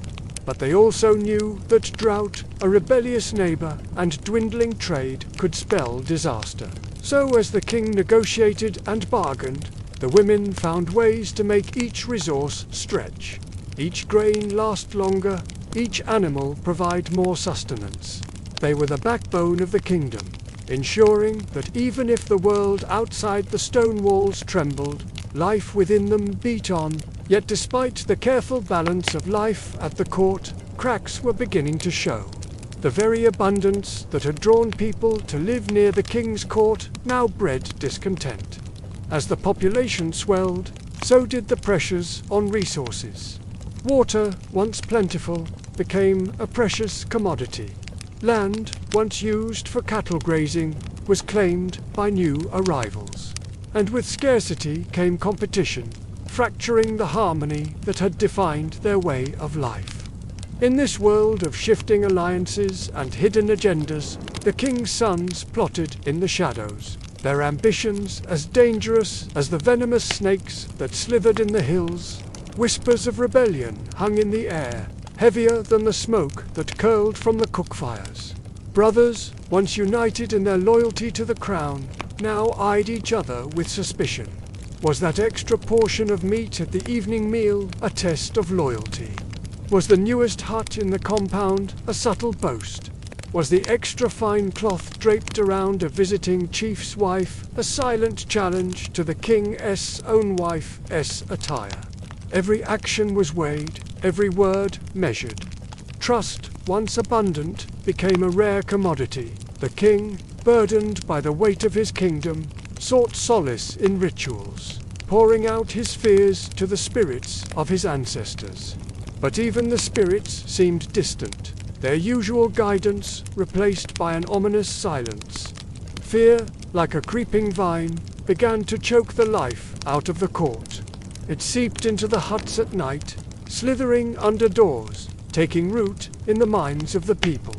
Dreams, once filled with visions of prosperity, now echoed with nightmares of drought, war, and death. Mothers clutched their children close, seeking comfort in their innocence, unaware that even the children were learning the language of fear. They drew pictures of fleeing cattle, their small hands pressing hard on the soft clay, each stroke a prayer that their world wouldn't crumble. Then one day, a visitor arrived who brought with him not trade goods or diplomatic pleas, but tidings of doom. A neighboring chief had rebelled, uniting with forces from beyond the horizon. The alliance was a formidable one, driven by a hunger for land and power. As the messenger spoke, his words like stones dropped into a still pond. Rippling outwards, the king's face remained impassive. He knew that this day might come. He'd seen the seeds of discontent sown and watered by the relentless march of time. What he hadn't anticipated was the speed of its arrival. That evening, as the sun dipped below the horizon, painting the sky in hues of orange and red, the king called for his sons. He knew their ambition, their yearning for more land, more cattle, more power. Now he saw the glint of rebellion in their eyes, the echo of dissent in their posture. As he looked at them, he saw not just his sons, but the future of his kingdom. Their decisions, born out of fear or greed, would shape the destiny of their people. Theirs was a legacy forged in stone and spirit, and it would endure regardless of the choices they made. But let us leave the king and his sons in their council, wrestling with the fate of their kingdom, and return to the children playing in the courtyard. They chase each other among the cattle, their laughter echoing in the vast space. One little girl, her name is Chipo, meaning hope in the local language, pauses to tie the string of her bow and arrow. She glances up at the tall stone walls that encircle their world, wondering what lies beyond their protective embrace. What adventures await her as she grows older? What challenges will she face? And what role will she play in the story of her people? We may never know, because Chipo's story is not one that was recorded in the annals of history. Yet her life, like the lives of millions of others, was a vital thread in the rich tapestry of our past. So remember her and all those whose stories time has left untold. Let their absence be a reminder of the countless lives that shaped our world, and let it inspire us to keep searching for their stories. Because, in the end, isn't that what life is about? The pursuit of knowledge and understanding. And so, we leave the stone walls of great Zimbabwe behind us. What once stood as a city of power, trade, and spiritual mystery now whispers only through its ruins. The laborers who cut stone until their hands bled, the builders who raised walls without mortar, the families who feasted under starlight, and the rulers who watched over kingdoms, all are gone, yet their voices echo still. Let's pause here for a moment. The night deepens, the fire crackles softly, and the air carries the weight of stories untold. And as you watch this last scene play out before us, let us reflect on the journey we've shared. From the bustling marketplaces filled with traders and travelers to the grand residences of chiefs and kings, from the towering walls that once protected this great city to the mysterious conical tower that seems to pierce the heavens. We have walked in the footsteps of those who came before us, marveling at their ingenuity and craftsmanship, feeling the echoes of their laughter and conversations in the ancient stones. Now, with the sun setting over the horizon, it's time to say goodbye to this magnificent place. But before we go, let's take one last look at the great enclosure where the spirit of Zimbabwe seems to reside. Let your gaze sweep across the panoramic vista, taking in the vastness of this once mighty city. Picture the vibrant life that surged within these dry stone walls, the heart of a thriving civilization that flourished right here. And then let your eyes linger on the soapstone birds perched atop the weathered walls. These silent sentinels have witnessed centuries come and go, their wings forever outstretched as if to embrace the sky. They serve as a reminder that every stone monolith holds a story, every carving whispers a forgotten tale, and even in the face of time's relentless erosion, the human spirit endures. As darkness falls, the ruins are bathed in the soft glow of moonlight, transforming them into mystical shapes and shadows. Listen closely, and you might just hear the faint sounds of drums echoing in the night, carrying with them the rhythms of ancient ceremonies and celebrations. Feel the vibrations of a culture that thrived here long ago, a culture that found harmony between humanity and nature. But it's time to rest now. As the night deepens, let the vastness of the sky above and the mysteries of the earth below fill you with a sense of wonder. Here, in the heart of Zimbabwe, where baobabs stand as silent giants and the constellations tell their eternal stories, you are reminded of the beauty and fragility of existence. So close your eyes, breathe in the scent of the night, and let your thoughts drift like clouds across the endless expanse. Dream of civilizations past and the timeless legacy they left behind. For here, in the cradle of humanity, time itself seems to stand still, allowing you to connect with the rhythm of the earth and the whispers of history. And when you awaken, may you carry with you the spirit of Zimbabwe, the courage to dream, the strength to build, and the wisdom to find harmony in the dance of life. You are now under baobab skies,